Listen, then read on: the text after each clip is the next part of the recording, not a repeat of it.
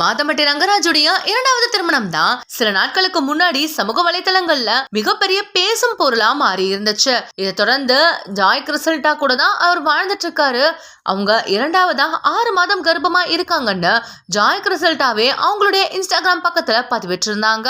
இந்த நிலையில சில நாட்களுக்கு முன்னாடி கோயம்புத்தூர்ல நடந்திருந்த ஒரு நிகழ்ச்சிக்கு மாதம்பட்டி ரங்கராஜ் அவருடைய முதல் மனைவியான ஸ்ருதி ரங்கராஜுடன் போயிருந்தாரு. இதை பார்த்த பலரும் 2 பேரும் மியூச்சுவலா தான் மாதம்பட்டி ரங்கராஜ் கூட வாழ்ந்துட்டு இருக்காங்க போல இருக்கு. 2 பேருக்குமே ஒருத்தர் தெரியும் போல இருக்கு.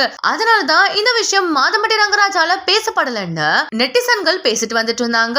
இந்த நிலையில ஜாய் கிறிசல்டா அவங்களுடைய இன்ஸ்டாகிராம் பக்கத்துல மாதம்பட்டி ரங்கராஜ் கூட இருக்க மாதிரியான சில பர்சனல் போட்டோஸையும் ஷேர் பண்ணிருக்காங்க. இத பார்த்த பலருமே அதிர்ச்சிக்கு உள்ளாகிருக்காங்கன்னு தான் சொல்லணும். ஏன்னா சில நாட்களுக்கு முன்னாடிதான் முதல் மனைவி கூட இவர் வெளியே போயிருந்தாரு. ஆனா இப்போ இவங்க இந்த மாதிரியான வீடியோவை ஷேர் பண்ணிருக்காங்க. அது மட்டும் இல்லாம ஜாய் கிறிசல்டாவுக்கும் ரங்கராஜுக்கும் இப்போதைக்கு பேச்சுவார்த்தையே இல்ல. அதனாலதான் அவங்களுடைய பர்சனல் போட்டோஸ இப்ப ஜாய் கிறிசல்டா இன்ஸ்டாகிராம்ல ஷேர் பண்ணிட்டு இருக்காங்கன்னு ஒரு பக்கம் சொல்லப்பட்டாலும், இத பத்தி மாதம்பட்டி ரங்கராஜ் கிட்ட சில நியூஸ் சேனல்கள் கேட்கும் பொழுது, இது என்னுடைய பர்சனல் விஷயம், இத பத்தி எனக்கு சொல்ல வேண்டிய அவசியம் வந்தா நானே இத பத்தி பேசுவேன்னு அவரும் சொல்லியிருந்தாரு. இதெல்லாம் ஒரு பக்கம் இருந்தாலும் மாதம்பட்டி ரங்கராஜ் இப்போ ஒரு பப்ளிக் ஃபிகரா இருக்காரு.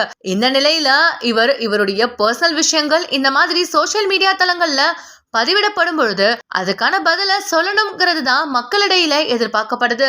உங்களுக்கு இந்த வீடியோ பிடிச்சிருந்தா லைக் அண்ட் ஷேர் பண்ணுங்க. இந்த வீடியோ பத்தின கருத்துக்களை கமெண்ட்ல சொல்லுங்க. மேலும் இந்த மாதிரியான ட்ரெண்டிங் மற்றும் சினிமா செய்திகள் பாக்குறதுக்கு நம்மளுடைய GLV ஸ்பாட்லைட் சேனலை சப்ஸ்கிரைப் பண்ணிக்கோங்க.